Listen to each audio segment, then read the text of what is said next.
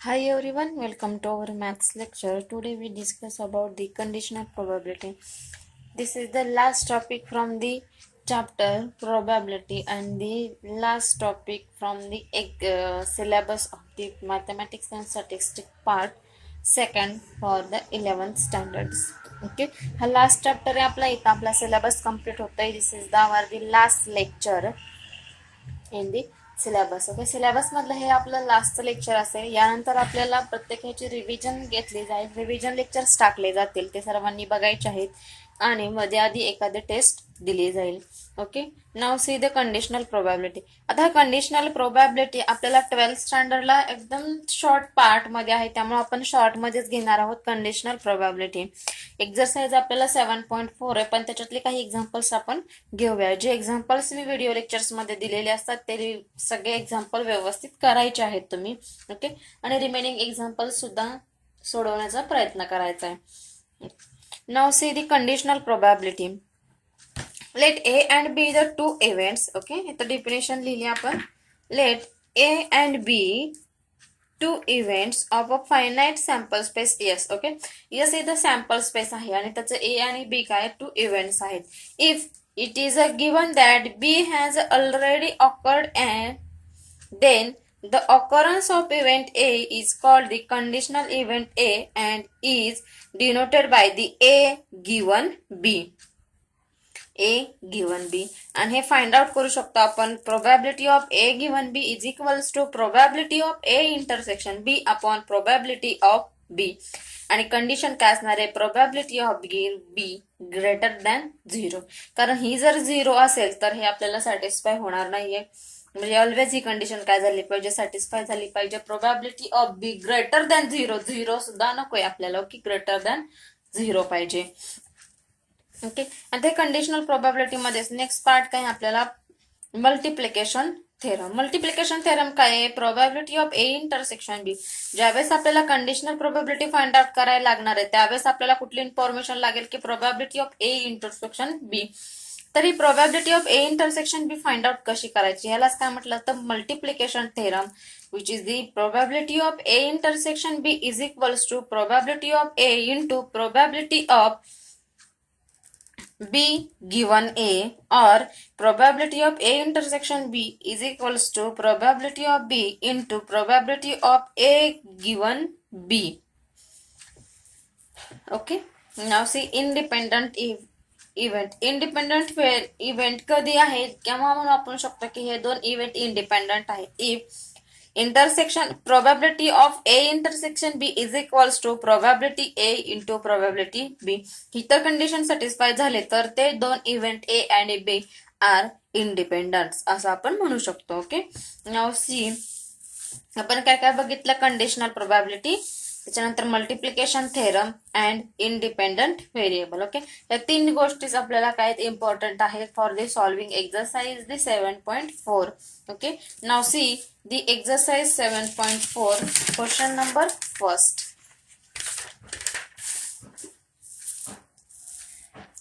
Question, two dice thrown simultaneously. Two dice simultaneously throw केलेत म्हणजे आपल्या समोर लगेच सॅम्पल स्पेस येतो. सॅम्पल स्पेस किती असतो, त्याचे नंबर ऑफ आउटकम असतात 36. Okay, if at least one of the die show the number 5, त्या दोन्हीपैकी कुठलाही नंबर 5 किंवा दुसरी सांगितली what is the probability that sum of the numbers on two dice is 9. What is the probability that sum of the numbers on two dice is 9? Okay, now see solution. First आपलं yes काय असणार आहे, sample space total असणार आहे. मी then N of S is equal to 6 into 6 is equal to 36. Okay, then event A event काय सांगितलं आपल्याला, at least one of the die show the number 5.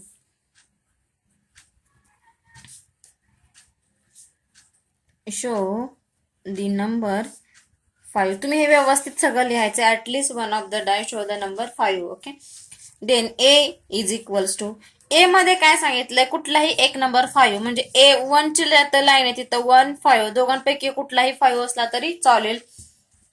सेकंडच्यात पण असू शकतो 2 5, देन 3 5, देन 4 5, देन आता 5 5 लिहू शकत नाही. 5 1 5 2 5 3 5 4 5 5 and 5 6. Okay, is it clear? And 6 5. कुठलाही एक नंबर 5 पाहिजे. मग त्याच्यासाठी सॅम्पल पॉइंट काय येणार आहेत आपले? 1 5 2 5 3 5 4 5. ओके, ह्याच्या सेकंड आउटकमला 5 होता. आता फर्स्ट आउटकम असणारे 5 ची होल लाईन येणार आहे 6 नंबर. ओके, आणि लास्ट 6 5 हे काय झाले आपलं इव्हेंट ए चे outcome. Then N of A is equals to value काय झाली बघा. किती नंबर्स आहे त्याचे? 1 2 3 4 5 6 7 8 9 10 and 11 which is equals to 11. But ह्यात कंडिशन नेक्स्ट काय सांगितले? What is the probability that sum of the numbers on two dice is 9. आता हे नंबर्स कुठले घ्यायचे आहेत? हे जो ए पॉइंट आहे की नाही, ह्या ए पॉइंट मधलेच असे नंबर शोधायचे की दोघांची सम काय आली पाहिजे? 9 आली पाहिजे. ओके, देन राईट इथं out of this the following sample points are favourable. Favourable म्हणजेच काय? सेम असतात ते टू बी. ओके, सगळं वर्डिंग तुम्ही व्यवस्थित राईट करायचे. तर असे नंबर कुठले आहेत की ज्याची ऍडिशन 5 येणार आहे? 4 5 and next 5 4. Okay, then N of B is equals to value काय असणार आहे आपली? 2. पण हेच काय झालं? आता ए चे पॉइंट गिव्हन आहेत बरोबर. हे ए गिव्हन होता, त्याच्यावरनं बी फाइंड आउट केलंय. आपली कंडिशनल थेरमची कंडिशनल प्रोबॅबिलिटीची डेफिनेशन काय होती बघा. If it is a given that event B has already occurred then occurrence of event A is called. म्हणजे बी चे पॉइंट जर ऑलरेडी ए मध्ये असतील तर त्यावेळेस त्याला काय म्हटलं शकतो आपण? A B given A. Then here the probability of b given a is equals to हे किती आले? 2 upon 11. किंवा म्हणजेच हेच काय करू शकतो बघा आपण. हे probability of B find out केली. प्रोबॅबिलिटी ऑफ बी काय येणार आहे आपली? 2 upon 36. ओके, आता probability of B given A equals to formula आपल्याला माहिती आहे. Probability of A intersection B upon probability of A. Okay, मग तिथं प्रोबॅबिलिटी ऑफ ए सुद्धा आपल्याला काय करावं लागेल? फाइंड आउट करावे लागेल. तो काय असणार आहे? 11 upon 36. ना probability of A intersection B find out करू. ए इंटरसेक्शन बी मध्ये काय? दोघांचे कॉमन पॉइंट. मग आता हाच तर कॉमन आहे 4 5. ओके, मग हीच म्हणजे काय असणार आहे आपली probability of A intersection B which is equals to 2 upon 36. मग फॉर्म्युल्यात पुटअप केले. ह्याची व्हॅल्यू आहे 2 upon 36 आणि ह्याची व्हॅल्यू आहे 11 upon 36. 36 get cancel. Value is 2 upon 11 which is the value. कोणाची प्रोबॅबिलिटी फाइंड आउट झाली आपल्याला? Sum of the numbers on the two dice is 9. Okay, now next question number 4.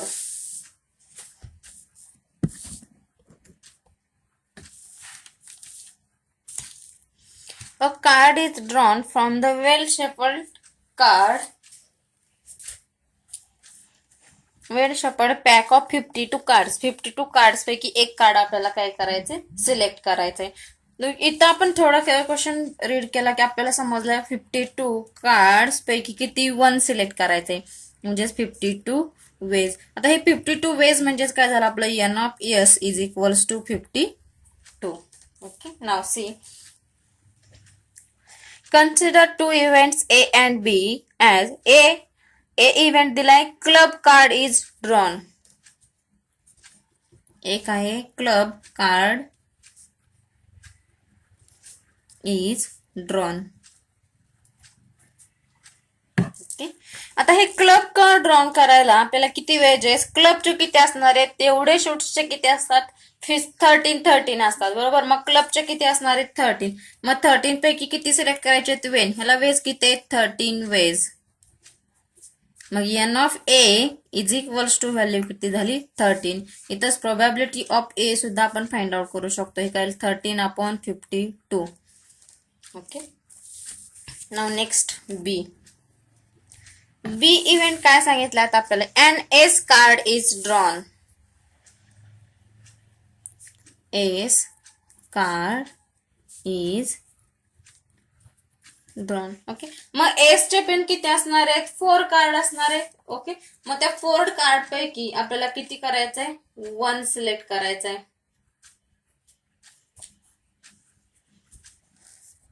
4C1. ह्याला किती choices झाल्या, 4 ways आहेत. Then N of B is equals to काय झालं, 4. Then probability of B is equal to 4/52. मग आता मला सांगा, ह्या दोघांमध्ये जर कॉमन घ्यायचं असेल आपल्याला, okay, A intersection B find out करायचं आपल्याला प्रोबॅबिलिटी. पण मला सांगा, हे एस कार्ड आहे, हे जे एस चे किती आहेत, 4 कार्ड आहेत. 4 कार्ड कुठे कुठे असणार आहेत, 4 ह्याच्यासाठी, क्लब, डायमंड, स्पेड. आणि हे काय जे 4 आपल्याकडे शूट्स असतील, त्या शूट्स पैकी प्रत्येकाकडे असणार आहेत बघा. आता क्लब मध्ये पण एक एस असणार आहे.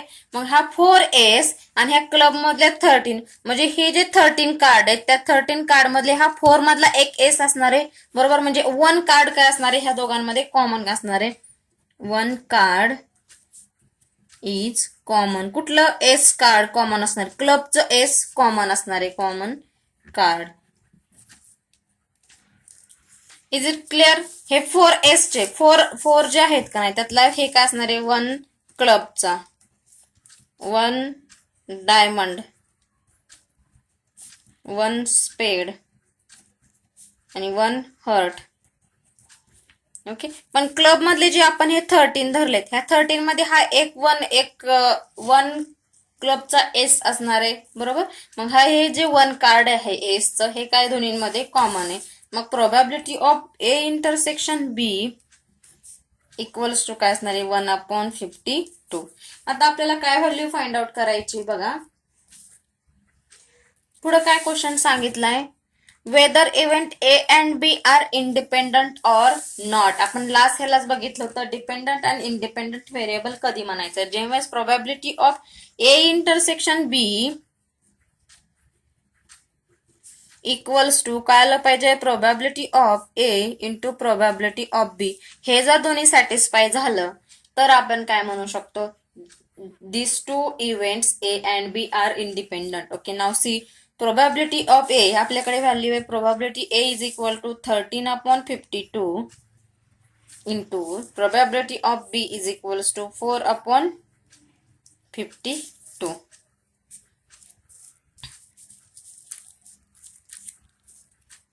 मग आता ह्याच्यावरून काय करायचं, आपल्याला व्हॅल्यूज फाइंड आउट करायचे.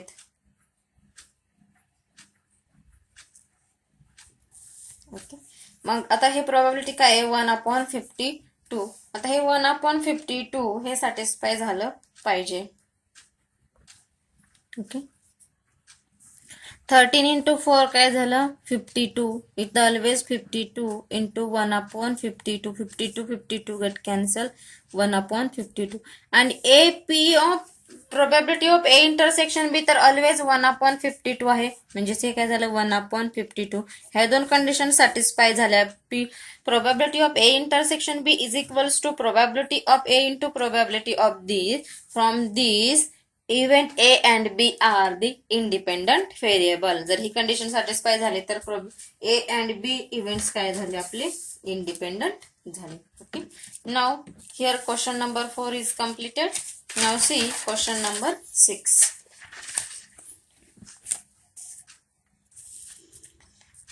Probability that the 50 years old man will be alive till age 60 is 0.83.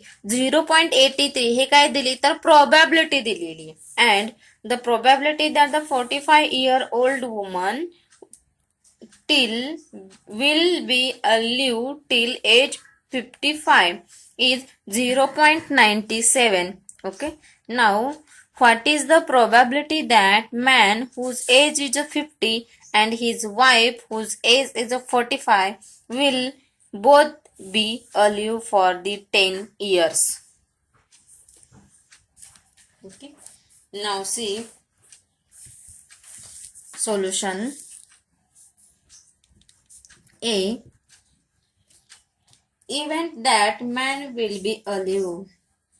Event that the man will be alive. And B काय woman किंवा his wife म्हटलं तरी चालेल, will be alive. Okay. Then आता given information काय, मॅनची probability काय दिली बघा आपल्याला. First 0.83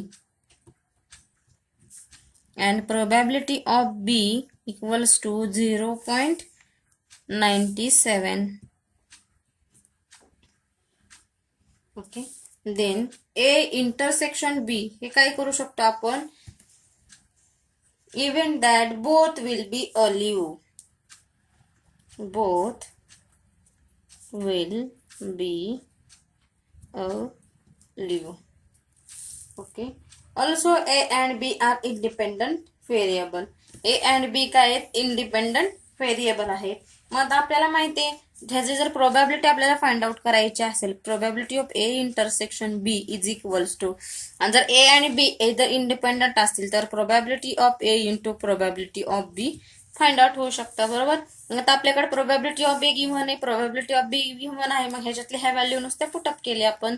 0.83 into 0.97 and this calculation is A intersection B, probability of A intersection B, which is equals to 0.8051. Okay.